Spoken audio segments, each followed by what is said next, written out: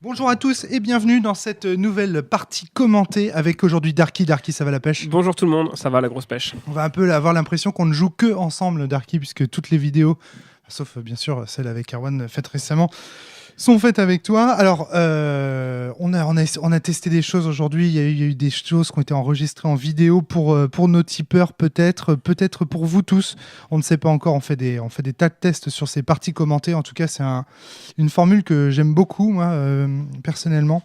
Rentrer comme ça dans l'esprit des joueurs de Val, ça m'intéresse énormément. Je découvre Mais des c'est choses. compliqué. C'est un peu comme le jeu de rôle, quoi. C'est compliqué de voir une partie, je trouve. On n'est pas dans notre tête, on partage pas le. Ouais, c'est toujours un difficile à challenge. partager.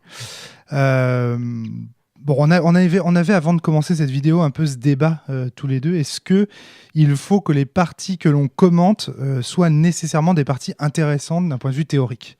Et donc toi, tu avais l'air de soutenir que oui, il fallait que ce soit. Ouais, quand même.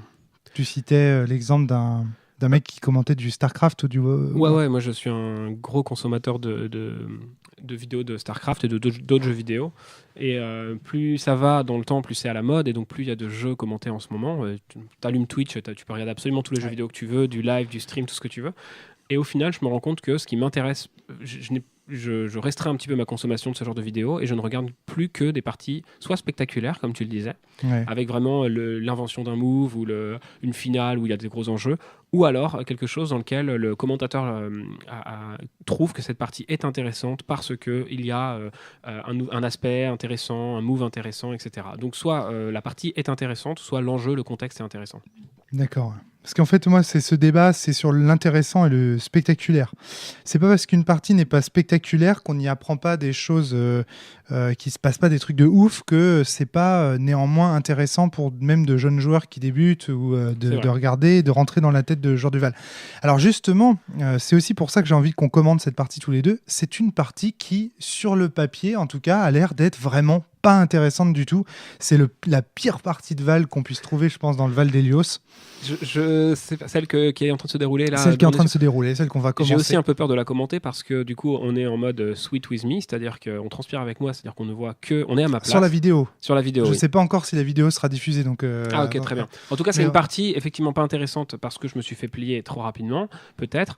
Et parce que j'ai l'impression d'avoir fait des erreurs. Tu peux expliquer Sweet With Me, c'est au poker. Quand on regarde des matchs de poker, la plupart du temps, on voit les mains de tout le monde, les probabilités de tout le monde, etc. Ouais. Et il y a certaines fois, parfois, on passe en mode Sweet With, donc transpire avec quelqu'un, D'accord. on se focus sur quelqu'un, on ne voit que ses cartes. Ce qui est intéressant au poker, parce que du coup, on se met à sa place, on voit que tous les autres adversaires en face de lui, on ne connaît pas ses cartes. Parce que d'habitude, quand on consomme du poker, comme moi, par exemple, en regardant certaines finales, etc., on a vraiment une posture particulière, on voit les mains de tout le monde. Donc on n'est pas du tout dans une simulation de jeu, on est dans un spectacle plutôt. Ah, d'accord, ok, ouais. Comme quand on regarde une partie de Val, on n'est jamais positionné quand on joue au Val, on voit jamais toutes les cartes, etc. quoi. Le crépuscule vient de commencer, on va commencer à commenter. C'est compliqué ça, on va commencer à commenter le crépuscule, commencer tout ça. Alors donc ici je retourne donc un 2 de trèfle pour ma part, un 9 de pique pour Darky. C'est donc Darky qui va commencer le tour 1. On a Flavie qui vient nous dire bonjour. Avec visiblement un gros avantage parce que d'une part j'ai une grosse carte et en plus j'ai une grosse carte qui bat ton trèfle, donc c'est plutôt... Pourquoi tu bats mon trèfle avec un 9 de pique? Ah pardon, oui, non, j'avais confondu avec du carreau. Non, pardon. c'est... Ah, merde. Alors là, je ne vois pas ta main sur la vidéo. Enfin, j'ai un peu de mal. Non, mais c'est pas grave. Mais alors, tant mieux. J'ai pas de cœur. T'as pas de cœur, ouais. Ok. Et t'as un joker quand même pour pouvoir compléter. Ouais. J'ai hésité à mettre un enfant ici, mais du coup, avec un joker, c'est compliqué. J'aurais pas révélé son. C'est un joker noir. J'aurais fait un enfant de Milaz. D'accord, ok. Ouais. Là, c'est vraiment. J'ai hésité très longtemps. Alors, tu vois, par exemple, un des défauts, maintenant que j'y pense, quand on regarde la vidéo, c'est que tu sais que cette émission est aussi proposée en podcast. Là, j'ai peur, par exemple, que comme on est en train de regarder la vidéo, on comprenne rien. Alors, on va essayer d'expliquer. C'est parti, je peux lire les cartes que j'ai. Hein. Ouais. J'ai donc un roi de cœur, un 5 de carreau, un roi de pique, un 5 de pique, un 4 de carreau, un 6 de pique, un joker noir, 2 valets, un de carreau et un de pique, et un 9 de pique. Mais t'as une main romarique. T'as vraiment une main merdique, chiadée. J'ai pas de cœur, j'ai pas de trèfle. Et t'as pas de figure combinable? Montre-moi, fais voir. T'as pas de figure combinable? Non, t'as pas de figure combinable, je crois pas. Hein. T'as pas de dame de cœur, roi de cœur, t'as pas ce genre de choses. Et même si j'avais roi de cœur, dame de cœur, je peux poser qu'un accompli avec ce truc-là. avec une main comme ça. Avec, tu peux non, poser si une j'avais ombre. roi de cœur, dame cœur, par Oui, exemple. non, tu peux poser dans le Val d'Hélios, comme dans le Val d'Antares d'ailleurs, tu peux poser n'importe quelle figure. Ok. Donc, Bah, donc après, donc là, tu choisis finalement de jouer pépère, de partir en mode ombre. Bah, pas pépère, il fallait que je pioche. Oui, mais tu vois, que faire le choix de l'ombre, c'est faire le choix de la non-agression. Mais j'ai pas le droit de t'attaquer le tour 1 de toute façon. Oui, mais un accompli, c'est toujours une force d'attaque. Alors, attends. Je peux pas le jouer l'accompli là. Là, même avec ton joker, tu peux pas J'ai jouer pas accompli. de cœur ni de D'accord. trèfle. Ah, ni de trèfle. Ah ouais, d'accord. Ouais. Ah, moi, j'aurais passé mon tour. Passé carrément. Ah, je pense, ouais. Ah ouais, j'aurais pas investi un joker dans une ombre. J'aurais pas investi mon joker dans une ombre. Clairement pas. Le joker, là, c'est ta carte la plus précieuse, puisque t'es en double pénurie. Ouais, mais je me suis dit qu'il fallait absolument que je pioche, que je... Mais moi, je leur ai laissé quand même venir l'autre. Parce qu'avec 9 de pique, tu peux contre-attaquer violemment. Et tu sais quoi? Tu sais ce qui m'arrive, moi? J'ai pas de pique.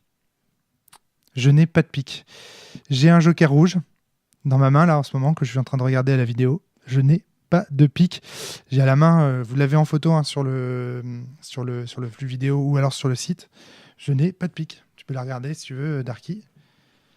Si tu avais juste rien fait cette partie-là, moi je posais enfant et je te disais à toi. Alors moi j'aurais rien fait. Alors même sans savoir ce que l'autre a ou va pas, j'aurais rien fait parce que je trouve que tu as une main d'attente. Tu as un joker donc tu as non, une mais pénurie. toi, t'aurais posé une ombre si j'avais rien fait. Non. Attends, tu mets ton petit dé de Ah trèfle. moi tu veux dire après. Ouais. Ah moi avec ta main j'aurais pas posé ombre. J'aurais pas investi un joker. D'accord, mais toi, si j'avais rien fait, toi, c'est à ton tour. Avec la main que tu as, tu aurais posé une ombre. Oui, absolument. D'accord. Oui, tout à fait. Mais ça Que t'aurait j'aurais laissé pas- un tour de pioche. Donc un tour potentiel pour... Alors qu'est-ce que tu vas piocher finalement? Un carreau. Une autre carte d'attaque. Bah, je crois que j'ai un carreau et un trèfle. Donc on est au tour... donc là tu viens de terminer ton tour 1. Je te rappelle que tu as posé une ombre. Faut qu'on essaye d'être un peu rigoureux quand même. Ok. Dans cette, donc là tu as posé une ombre. Ouais. Moi je vais réfléchir longuement. Je m'interroge vraiment sur ta main. Je me pose des tas de questions à ce moment-là. Et j'hésite parce que, eh bien oui, je n'ai pas de pique, je suis en pénurie de pique et donc je ne peux pas poser... Là, évidemment, dans cette position, on a envie tout de suite de poser accompli et avec un carreau fort et de défoncer l'ombre de façon à prendre un avantage évident sur la partie. Le problème, c'est que je n'ai pas de pique. J'ai un joker rouge néanmoins. Alors, vous allez me dire, j'aurais pu quand même faire accompli en utilisant mon joker rouge. Mais finalement, je vais choisir une stratégie plus attentiste. Je me dis, voilà, on est au Val d'Hélios, on a le temps. J'ai des bonnes cartes en main d'attaque, c'est-à-dire que j'ai un 10 de carreau dans ma main. Je pense avoir le temps, donc je vais plutôt choisir finalement de faire une contre-stratégie Darky, c'est-à-dire je joue une dame de cœur. Alors pourquoi je joue dame de cœur? Parce que je veux inciter Darky à sortir le 9 de pique, à faire tomber le 9 de pique qu'il a obtenu lors du crépuscule. Donc je joue une dame de cœur avec un cœur conséquent, et je crois qu'elle a un 6 ou un 5. Voilà, on la voit à la vidéo, je suis en train de la jouer. Je trouve ça génial la vidéo. Franchement, j'adhère directement au trip. Je trouve ça hyper kiffant. Moi, je suis déçu parce que je vois ce que j'ai très mal joué cette partie. Mais c'est pas grave. C'est ça qui est intéressant dans les parties commentées. C'est aussi de.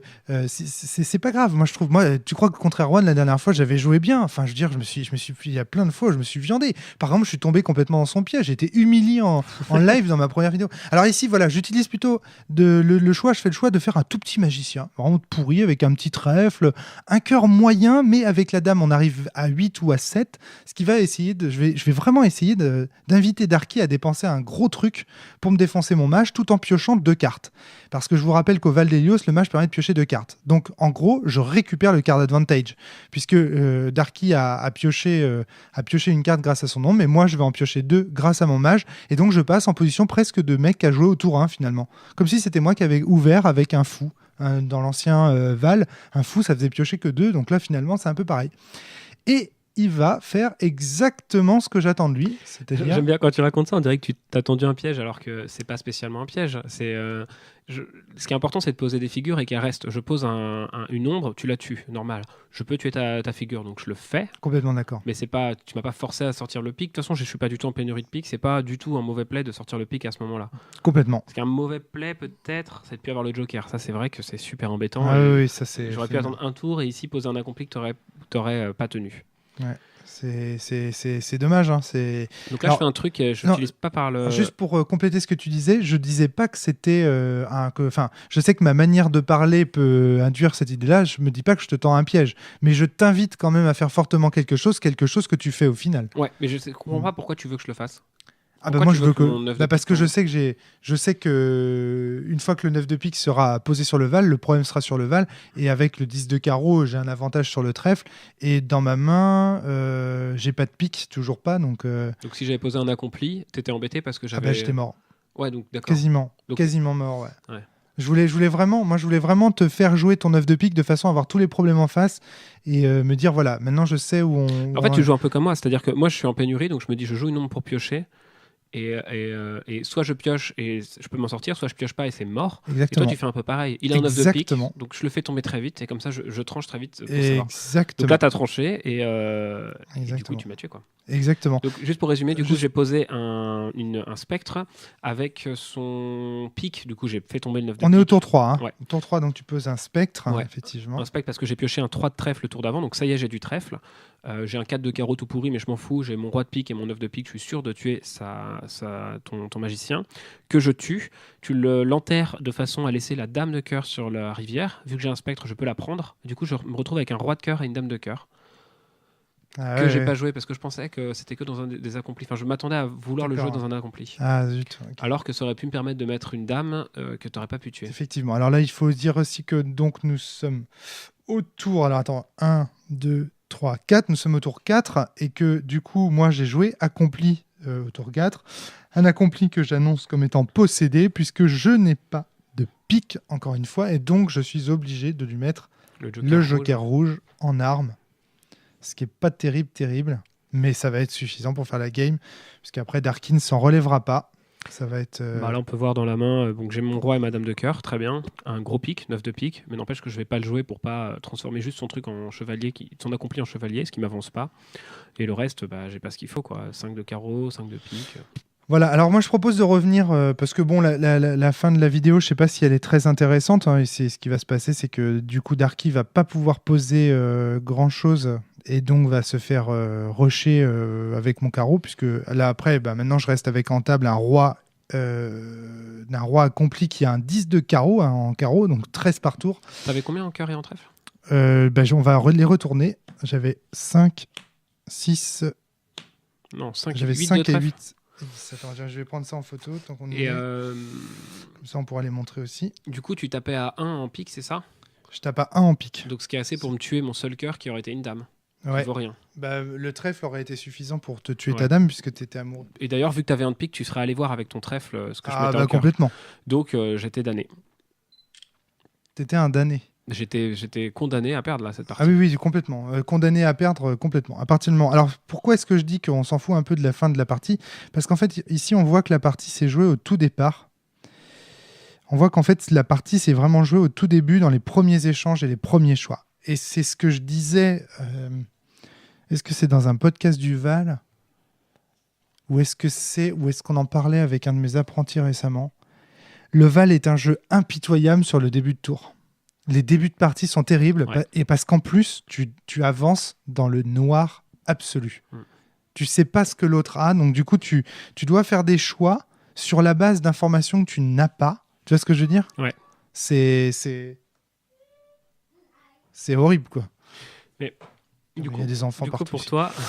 Du coup, en fait, c'est un jeu qui est horrible pour ça, le Val, parce que en tant que joueur de Val, tu dois constamment... On enregistre une émission, là. D'accord. Ah ça c'est permis, ça. Rome, il est comme dans le jeu, il est dégueulasse, il amène des enfants en pleine partie pour...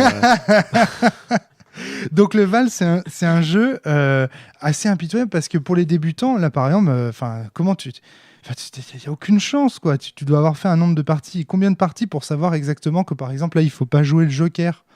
Tu vois, c'était une grosse erreur. J'avoue qu'il faut. Ouais, c'est une grosse erreur pour moi. Enfin, je serais intéressé de savoir si je la gagnais, si je jouais pas le Joker. Ouais. Non, tu la gagnais pas, mais la partie était disputée. Ouais. On sait pas si tu la gagnes au final. Mais en tout cas, elle est disputée. Alors, je disais, pourquoi je dis ça ? Parce que c'est un jeu qui est horrible pour ça. C'est un jeu c'est pas pour les. Le Val, contrairement à ce qu'on pourrait penser, en tout cas le Val d'Hélios, clairement, c'est pas un jeu pour les débutants. Le Val de Sinloh, c'est beaucoup plus un Val pour les débutants. Pourquoi ? Parce que c'est la chance. Le Val, tu sais, il y avait ces fameux articles théoriques, le Val n'est pas un jeu de chance. La grosse discussion qu'on avait eue. Maintenant, avec le recul et avec les nouvelles variantes de Val, enfin avec les nouvelles versions du Val, on voit clairement que par rapport aux nouvelles versions, le Val de Sinloh, c'est bel et bien un jeu de chance, puisqu'en fait, en gros, soit tu as l'accompli au départ et tu as des chances d'emporter la victoire, soit tu ne l'as pas, et dans ce cas-là, tu galères pour l'avoir, et là, à ce moment-là, c'est plus disputé. Donc il y a quand même une énorme part de hasard dans le Val de Sinloh, ce qu'il n'y a plus, je trouve, dans cette variante. Qui a moins, mais qui a quand même, parce que mon mauvais play de jouer une ombre, par exemple, ce coup-ci, m'a fait piocher 2 cartes. Si ça avait été les 2 10 qui étaient collés au-dessus du paquet, c'était le play à faire.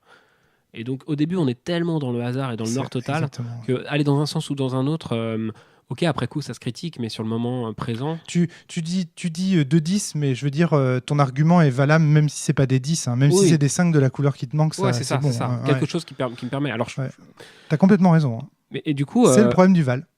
C'est les premiers tours. C'est le problème de ce jeu. Pour moi, mais c'est des ouvertures. Enfin, en tout cas, là, quoi qu'il arrive, tu as gagné, et je suis frustré de mon premier play. Donc c'est une bonne posture. J'aime bien perdre comme ça.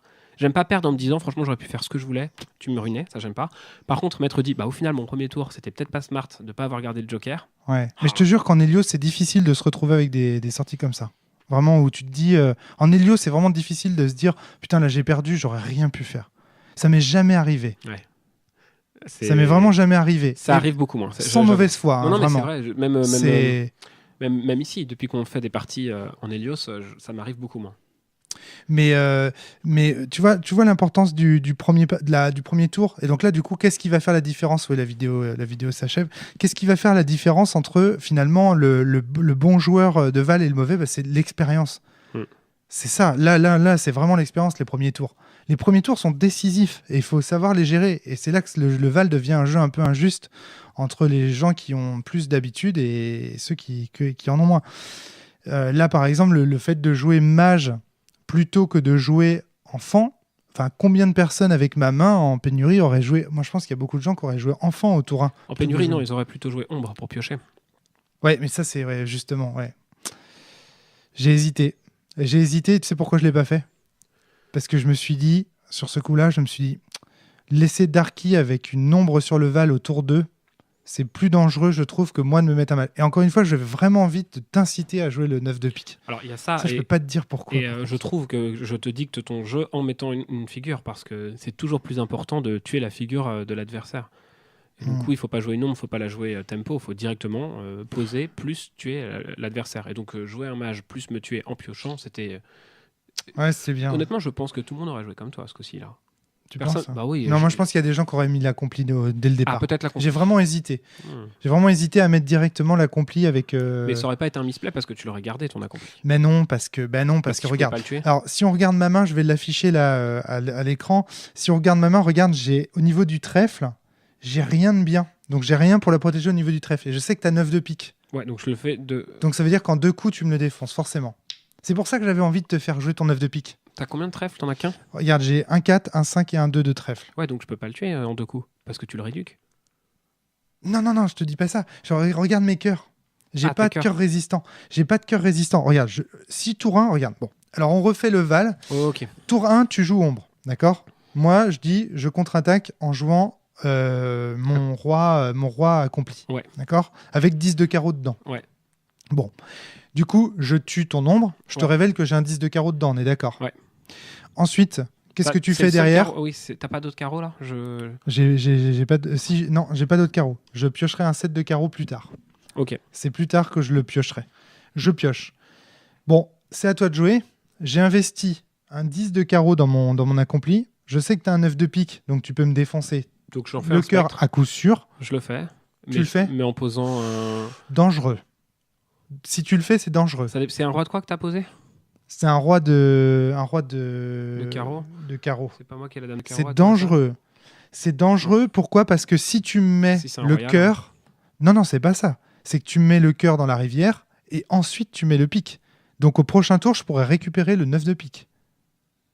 Alors, oui. Peut-être... Attends. Ah bah si.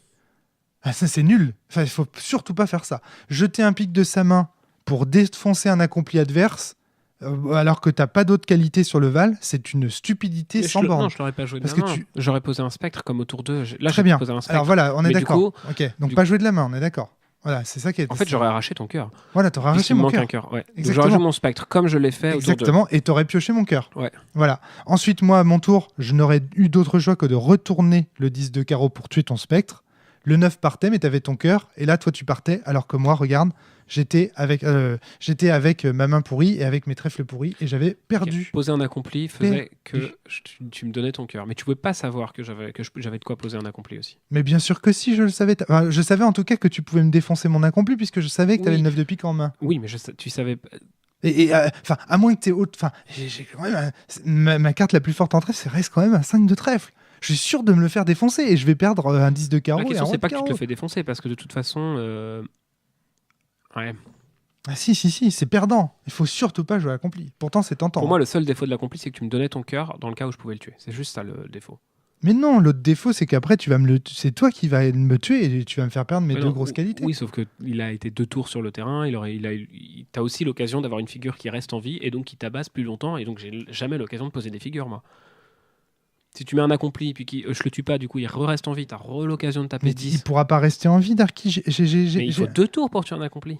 Oui, d'accord, il va rester en vie un tour, mais tu parles Du coup, il a tapé 2 fois à 10. Du coup, qu'est-ce que je mets sur le Val, moi, qui tient? Il a tapé 2 fois à 10. Mais, sauf qu'il a tapé un spectre entre-temps. Donc, du coup, toi, t'as pas perdu de points de... T'as 36 points de majesté. Peut-être, mais tu vois que je peux pas poser de figure. Parce que dès que je pose un truc, toi, le tour prochain, tu peux attaquer. Ah mais non, mais au tour d'après... J'ai l'impression qu'on se comprend pas. Au tour d'après... Après, là, ok, je suis content, je te colle 13 avec mon accompli. Au tour... donc, attends, faut qu'on le fasse bien. Tour 1... Je pose un accompli possédé. Donc, je fais une ombre. Tu poses ton accompli, toi, tu tapes mon ombre. Voilà, tour 1, tu fais une ombre. Tour 2, je fais un accompli possédé. Ouais, tour 3, tour 3 je fais tu fais un spectre. Tu me défonces le cœur de mon accompli. Et je vais piocher, admettons. Tour 4, je tue ton spectre. Ouais. Et je joue, mettons, à autre chose. Je sais pas ce que j'avais. Par exemple, une ombre, je pense. Dans une position spectre, c'est intéressant de jouer ombre. Ouais, ou même un truc attaque. Si, c'est pas mal. Ce serait pas mal. Une ombre serait... Ah, un truc qu'attaque. Ouais. Et comment je fais sans pique? Tu me rappelles que tu me dis comment je fais? Ok. Donc, du coup, je pose une ombre pour piocher du pic, justement. Et donc, du coup, qu'est-ce que tu fais après? Ben, tu me défonces mon pauvre spectre avec son 5 de trèfle. Et là, je fais quoi avec le jeton de main. Je reste avec ombre. Bah non, pas forcément. Bah, t'étais plus en pénurie parce que t'avais pris ton cœur. J'avais pris mon cœur, ok. Ok. Et là, je fais quoi avec mon ombre? Je fais rien du tout. Rien du tout. Tu te retrouves avec accompli ou chevalier, peut-être. Allez, mettons que t'as pas réussi à combler ta pénurie de trèfle. Parce que j'en ai beaucoup dans la main, moi. Donc, je pense que effectivement, c'est possible que tu aies une pénurie de trèfle. Mais je fais quoi après, derrière? Le 5 de cœur était ton seul cœur, du coup? T'en avais d'autres? Oui, j'en avais d'autres. J'avais un 3. Pourquoi t'aurais pas fait un mage derrière, après? Et un 6. Plutôt qu'une ombre. Parce que mage... Alors oui, je pourrais jouer mage, effectivement. Là, t'as fait un mage qui s'est fait tuer, puis un accompli. Ouais, alors ouais, qu'à d'accord. un moment, t'aurais pu faire un accompli qui se fait blesser, puis tu poses un mage. Ouais, c'est vrai. Mage, tout à fait. J'aurais pu faire un mage, exact. Et du coup, tu peux... Et du coup, je gardais un mage en plus sur le Val, effectivement, pour pouvoir t'attaquer ou faire quelque chose. Effectivement. En plus, c'est un mage faible, donc ça m'irait très très bien, effectivement, t'as raison. Seul hic, ça aurait été un mage avec un 6 de carreau à 7. Oui, tout à fait. C'est mieux, effectivement. Donc, je laisse tomber le coup de l'ombre. Effectivement, je pose plutôt mage. Du coup, toi, tu tues le truc. Et effectivement, je me retrouve avec accompli versus mage, qui est quand même une position qui est plus... Mais bon, entre-temps, j'ai perdu mon 10, mon roi. Darky, c'est moins bon. C'est moins bon que de poser mage au tour. Regardez, alors, moi, ce que je trouve vachement intéressant... En vrai, là où le mage de piocher, c'était trop bien. Parce que tu poses, tu défonces et tu pioches. Voilà pourquoi c'était gagnant. Mais je crois pas que c'était une faute de poser l'accompli. Non, mais c'était en sachant que tu avais 9 encore une fois, en sachant que tu avais le 9 de pique dans la main, c'était pas optique, quoi. C'était pas vraiment pas optimisé. Moi, je parlerai pas de faute parce que ça peut pas être une faute de jouer un accompli. L'accompli, c'est une super pièce. C'est comme si t'as sorti la reine, ça peut pas être une faute, tu vois, c'est une super pièce. Oui, mais regarde, même aux échecs, quand tu sors la reine, parfois tu la sors trop tôt. Et au final, elle se fait menacer. Ouais. Quand tu es joueur amateur, bien sûr, hein, je parle pas des professionnels. Quand tu es joueur, au final, elle se fait menacer. Et à la fin, tu as perdu 3, 4 tours à protéger ta reine. Et l'autre, lui, il a repris l'initiative en attaque. Et tu vois, c'est un peu pareil, l'accompli. L'accompli, oui, c'est toujours bien de le sortir. Effectivement, ça fait toujours peur, ça fait toujours frissonner dans les chaumières. Ça mouille ta culotte. Ouais, peut-être. Mais sauf que si après, toi, tu gagnes tu vois, en me grignotant comme ça progressivement, tu as gagné un cœur, tu as gagné des positions d'attaque, c'est pas intéressant. Et là, moi, je trouve qu'en l'occurrence, c'est un peu là, on est un peu dans cette, cette comparaison avec le mec qui sort sa reine trop tôt. Sortir le 10 de carreau et le roi de carreau trop tôt. Et puis alors, en plus, j'ajoute un truc d'expérience. Les joueurs de Val, notamment les débutants comme Darky, ont tendance à... Quel bâtard. Non, alors Darky n'est pas du tout un débutant. Sur cette partie, j'ai pas été bon. Les joueurs qui jouent de façon occasionnelle ont tendance à sortir les grosses armes dès le départ. Et quand toi tu joues, mais c'est un peu la stratégie du Pantin de Cédric. La stratégie du Pantin repose sur cette idée que le joueur amateur va forcément sortir ses grosses cartes parce qu'il a envie de jouer gros. Et toi, en fait, tu lui fais s'épuiser sur les Pantins. Et après, paf, t'arrives en contre-attaque. C'est exactement la stratégie que j'ai menée pendant cette partie. Au départ, si je pose le mage, c'est aussi pour t'inciter à aller le chercher sur le pic et à jouer ton œuf. C'est un peu un mage pantin, tu vois, c'est un peu l'idée, quoi. Tu vois, c'est cette idée. Ouais, je vois pas en quoi t'as gagné quelque chose au fait que je joue mon œuf de pique dans une figure. Mais je comprends que tu as voulu... Le fait de voir le 9 sur le Val dans un spectre, plutôt que de le voir sur un accompli, j'ai gagné 2 choses. Mais je pouvais pas poser un accompli de toute façon. Je sais bien, mais là, du coup, je gagne 2 choses en l'occurrence. Je gagne. Première chose, je sais que le 9 de pique est sur le Val. Deuxième chose, il est dans un spectre. Et donc, je sais que je vais pouvoir le défoncer. C'est quand même important. Si le 9 de pique n'avait pas été une carte dont tu connaissais l'existence, si elle avait été livrée... J'aurais pas joué ça. Mais moi, j'aurais joué ça quand même. Je l'aurais quand même mis sur le Val. Donc, du coup, ça change pas énormément la face du monde que tu m'aies forcé à la jouer ou pas. Après, parce que c'est toi, peut-être. Mais je pense que d'autres joueurs... t'avais un mage, il fallait que je le tue. Si je le laissais, j'avais perdu. Mais c'était une dame de cœur, Darky. L'importance des figures que l'on met au centre, capitale. C'est pour ça que j'ai sorti mon œuf, je suis d'accord. Exactement. Mais donc, c'était un mage qu'il fallait que je tue, je sors mon œuf. Alors, ce qui aurait été encore plus beau, ça aurait été de mettre un as de cœur dedans pour te forcer à l'overkill. Parce que je crois que j'avais un cœur encore plus pourri. Mais je voulais être sûr que tu joues ça, parce que j'avais peur que tu joues un pic de la main. Parce qu'en fait, il faut savoir un truc aussi sur cette partie qu'on n'a pas précisé, c'est que Darky a commencé la partie en disant j'ai une main qui pique. Ah, t'as compris que c'était un... Moi je me suis dit, j'ai une main qui pique, alors que tu venais de rentrer un 9 de pique. C'est un jeu de mots qu'il se fait à lui-même ou qu'il joue. En fait, vu que t'es filmé en plus, je me dis, il donne une information à la caméra en disant, regardez, il fait le malin. C'était juste parce que j'avais double pénurie. Mais voilà, je me le suis dit, je me suis dit ça. Okay. Et ça a influencé aussi mon tour de jeu. Revanche ? Ok, c'est parti. Est-ce que tu trouves que, du coup, tiens, juste une petite question pour finir, est-ce que tu trouves finalement que ce débrief est quand même intéressant ? Ou pas ? Ou toi, tu juges que non, il faudrait vraiment à chaque fois qu'on fasse des parties. Là, on a pris une partie au pif. Hein. C'est la première partie qu'on fait cet après-midi. C'est pas un argument. Mon idée, c'est pas de prendre des parties au pif, c'est de prendre des parties qui sont forcément... intéressantes à commenter. Je sais pas si cette partie était intéressante. La partie en elle-même n'est pas intéressante, mais est-ce que l'émission qu'on vient d'enregistrer est intéressante ? C'est pas à nous de le décider. C'est pas à nous de le décider. Je sais pas. Mais toi, qu'est-ce que t'en as pensé ? Moi, je trouve que c'est intéressant.